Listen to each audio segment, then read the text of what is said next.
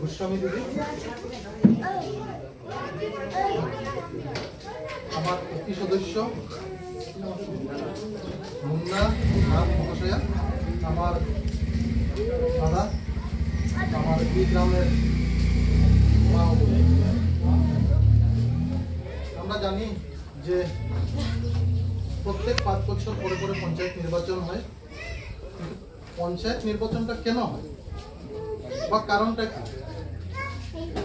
তবে পঞ্চায়েত নির্বাচনের কারণ হচ্ছে যে সেন্ট্রাল থেকে যেগুলা স্কিম, ফ্যাসিলিটিস বা যা কিছু মোদি পাঠিয়ে দেয় বা স্টেট থেকে পাঠিয়ে দেয়, সেটা সরাসরি জনতার কাছে পৌঁছিয়ে দেওয়ার জন্য। আগে বিগত দিনে আমরা দেখেছি, যখন কংগ্রেস গভর্নমেন্ট ছিল, প্রধানমন্ত্রী আবাস দেওয়া হতো। প্রধানমন্ত্রী আবাসের জন্য প্রথম স্টার্ট হলো 25,000 টাকা করে।